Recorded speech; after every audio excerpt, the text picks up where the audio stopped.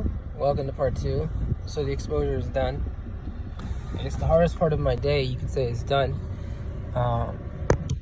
Basically, when you realize, you're going to be at this level of anxiety for your choking, and you have the tools to deal with anxieties going up, is the best part of doing exposures. Oops, hang on. It really is the best part of doing exposures, that you actually learn the tools needed for when you're in anxiety provoking situations. One of those tools is actually to live in your anxiety, or basically face your anxiety, and not run away from it like I just did. If it was up to me, I wouldn't eat, till, I don't know, it felt right, whatever that means, right? And even then, I still feel guilty for being gay. Even when it feels right, I'd still feel guilty for being gay while eating. So let's, I guess move on from the video. It was a very important video. I highly recommend you guys watch it. Because he's basically talking about the same thing I'm talking about in terms of avoidance behaviors, right? Like, for example, he gave the example of, like, let's say you go into a mall to face your social anxiety or your social phobia, and you have your headphones on, and you put your, phone in, and you're watching your phone, and you're just on your social media. You're not really in the situation. You're actually just avoiding it. And I've realized this too, especially with phones and electronic devices. If you're in a situation where you don't want to be social, just pull out your phone.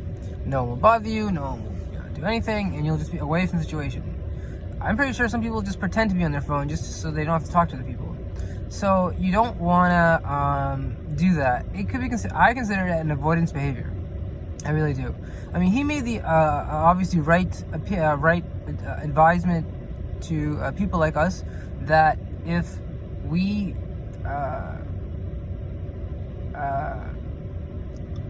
feel like it's too much, then instead of using social media, he said that if some people use Xanax instead, that's worse, and that social media, I guess he basically said both social media and even Xanax before an exposure are harmful. So social media during the exposure and Xanax before an exposure are both harmful, since he's basically saying they're avoidance behaviors, right? They're behaviors you're doing so you don't have to face your anxiety, and therefore you won't be able to see your anxiety go up and then go down. So I agree with him. I try not to watch screens a lot when I do my exposures. When in the beginning, I wouldn't do a lot of screen time, and what I realized is that I want to also share my knowledge of anxiety with the wider world, and the only way to do that is to know what other people think about anxiety. And unfortunately, I do that while I'm doing an exposure, and so it ends up with me watching a screen while eating, because my videos are boring, and I want them to pop. I want people to be like, okay, so this is what anxiety is. Oh, this is what the guy's talking about. So that's primarily why I'm doing it. I highly recommend you don't look at screens while doing exposures. What I'd rather have you do, or have what people do, is put the screen away, do the exposure, then go back to the screen. See, what I do is I have a screen.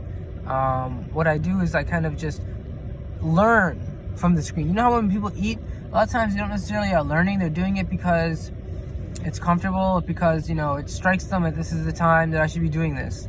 That isn't necessarily good. Like, this is the time that I should be eating, therefore I should have my screen on. I mean, why? I don't understand. If you have a reason, the reason is I want to make a video. The reason is because I want to learn more about psychology. The reason is because I want to, teach more about psychology. The reason is because, if you have a reason that makes sense to you, right, then as long as it's not hurting your anxiety, and I think I might be hurting my anxiety doing this, because I'm looking at screens while I'm doing my exposure. And I realize that's kind of an avoidance behavior, and I would highly recommend people don't. I mean, I think I got lucky not looking at screens in the beginning, and then my anxiety went down a little bit, and then I started not necessarily looking at screens as much as I would just start staying with the feelings while eating, and I found that to be, it kind of balanced out in a way. Balanced out my screen time. I wouldn't recommend screen time though. For people with anxiety, I wouldn't recommend like going into a mall and then just taking your phone out and just like hoping your anxiety is gonna go away. I don't know what it is about phones. They put you in a different world where you think like, it's your world, and I get it. It's good to relax It's just not good when you're trying to be mindful. Phones don't help you be mindful at all. I mean, except apps that are mindful. Even then, though, like, I mean, there's nothing wrong with doing that, like downloading the Mind app, Mind Shift, and doing some deep breathing exercises before your exposure on your phone. It's just that when the exposure starts, put the phone away, so we can have a better, so that you can have a better understanding, right, of what you want to be, and how, and if you can feel, so that you can feel the anxiety fully, right? Today when I was doing my exposure, I felt my anxiety here, right in my throat area, like right around here, and I thought, I'm choking because that's where the food is, and it's only through, like, I guess, weeks of knowing where anxiety sits in your body that you can be able to be like, all right, well, no, I know this is anxiety. And so one might ask, how do you know how anxiety sits in your body? Well, you need to differentiate between, for example, a legitimate sensation versus an anxious sensation. For example, if you have heartburn, you may feel tightness in your chest, right? And so you may attribute that to, choking, that you're choking, right? Or you may ascribe that to you're anxious, right? The walls are closing in around you, someone's grabbing you, right? Or you may interpret that in the way it's supposed to be interpreted, which is that it is acid reflux. If you don't know the difference between acid reflux and anxiety, you will always assume it's, right, anxiety, right? Because people with anxiety, most of the time, I think they think the worst. They don't think, well, it could be this, even though it's, I guess you could say, better and less anxiety provoking and also truthful. No, they'll say, no, it has to be anxiety because I've been diagnosed with anxiety. And it's also because you can't see anxiety. So it's very easy to say I have anxiety and no one can really say, well, let me see it. So your mind kind of says, oh, yeah, everyone has anxiety. This is anxiety that you have. When in reality, that's not anxiety. So there's no point in facing an anxiety that isn't there. And then when you think, oh, your anxiety is here in your body, right? Because you assume it's your acid reflux. What happens when your anxiety really comes? When it really gets into your body? Then you realize, oh wait, that wasn't anxiety. And you think, well, what is this? This is a heart attack, right? So you start thinking this is a heart attack, and you go to the doctor. A lot of people do that. They go to the doctor in the emergency rooms, and they think they're having heart attacks, and really they're having panic attacks. So that's an important thing to remember as well. Alright, so this is the time where I guess 18-year-olds and under should stop watching the video. I'm going to start smoking a little marijuana and talking about anxiety. I think I'm going to talk more about my story now in terms of, like, I'm going to get kind of personal in terms of, like, I'm going to talk about what my psychologist told me to kind of do, which is this idea of be a detective and try to figure out how did you go from, like, the person you were around the age of, like, let's say 18 to the person you are about 22, and then now to the person you are about 32, right? So basically trace the past, right, 15 years of your life and try to trace as to why, or sketch as to why you went from a certain person to a different person. And I've been trying to do this. It's like I feel like I'm a detective. I'm trying to figure out this missing person, right? This missing person is me. Trying to figure out how did I evolve? How did I change? What changed? Was it for good or bad? I know there's gonna be a lot of bads. I know. I just feel it I feel that's how my friends treat me. Like, you messed up on your opportunities and stuff. So I have to look into this for a second. I want to smoke a little joint though to kind of like just to relax, just to get shit faced. I'm not doing, like, I don't have worked for like 2 hours, so yeah.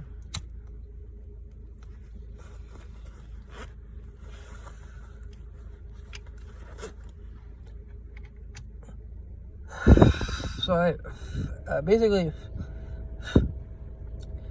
I moved to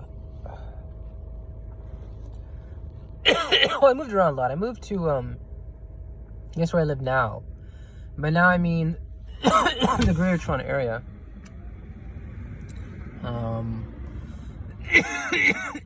About by the time I was 2004, I'm gonna go about 17, 18. And I think that's where I want to begin my sketch. There was a person when I was around 17, 18 that transformed to the person that I am now, to around 33. This may not be the right lead. I'm going to pursue it though because it's the only one I have at the moment.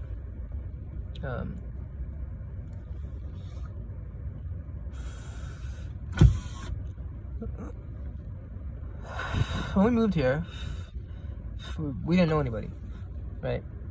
Like me and my brother, we didn't know anybody. We basically moved in the summer, so when school was out, so we didn't have to go to school. We would just literally come home, right? We just go on walks because we were so bored. We didn't know like what to do. Like, it's a new country. We don't know anybody. We literally just go on walks and just nothing else to do. And eventually school started and we made friends. And those friends, some of them I still talk to today. And something happened. I'm not like, let's just look at it from a behavioral point of view. I grew a beard. I mean, a thick beard. And that's not something I really did for the first time, probably till I was about like, I don't know. I mean, like a thick beard. I want to say like it took me a long time to grow it. I think I started around, I want to say 2018. No, I think the first time was probably 2015. 7, 8, 9, 10, 11, 12. 7, 8, 9, 10, 11, 12, 13, 14, 15. So that's about 9 years ago. It was the first time I actually fully grew a beard. Fully. I had a full beard. I mean, it was thick all around. And I never really did that before. So that's one of the behaviors I want to mention.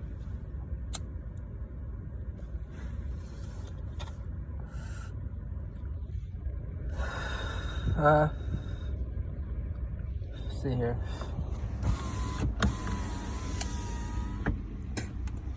My parents had friends, like they had family and stuff, and like we had cousins over here when we first moved here, and we did hang out with them a little bit, and they helped, I guess, acclimate us to Canada, right? Because we weren't born in America. We lived in America for a long period of time. I mean, we lived in America from about 96 to 2003, so about 7 years, and yeah. Trying to figure out how I'm from there to here.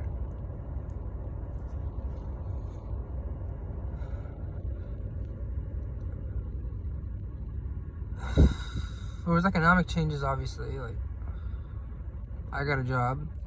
My first job basically was first real job. I mean, was selling ice cream out of a bicycle. Yeah. Wouldn't recommend it. Second job was more, we could say, what some people would consider a real job. Working at the ice rink, hockey rink. Right, and so there was also other economic shifts. Someone very close to me started making a lot of money by dealing in, illicit, drugs. And someone else very close, like my mom got a job. And, everyone was doing fairly well. My dad got promoted many, many times. And, my brother was doing lots and lots of things. And next thing you know, around the age of 33, I'm living in a place where, economically speaking, there's less money coming into me. In terms of, because my parents split up, they're not necessarily always caring about their, biological family.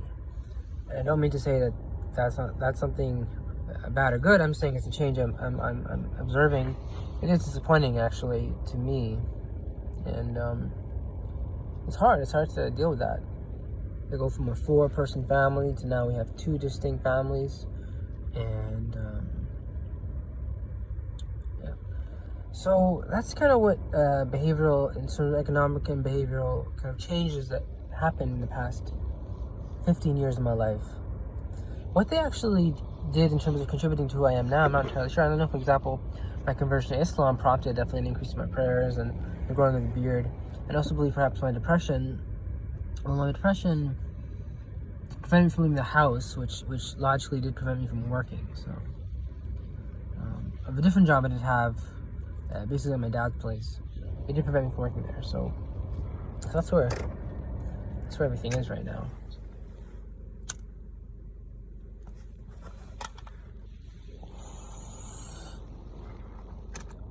I don't know how I got here. One day you wake up and you're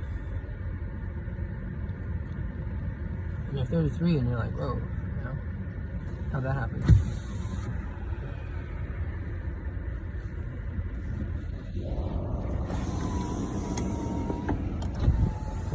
Anxiety, though, basically is an imagined fear you've created for yourself. That doesn't mean it should be any less real for you. I don't want to not validate your anxiety. Everyone has their own personal anxiety. If you want to validate your way that way, then validate it that way. What I'm saying is, don't fall in love with it. Don't believe it's more powerful than it is. And more often than not, it's nebulous, ephemeral, not physical. It can easily be chased away through doing exposure. It can easily be dismissed. You would literally feel it just disappear. It's hard to explain. You feel it just I'm gonna choke, all these things are gonna happen, and then you just feel all those thoughts. Are hard to explain. They just kind of lessen, and to a certain time, sometimes they just disappear. They just go away when you do exposures. All right, let me just think what else I want to discuss.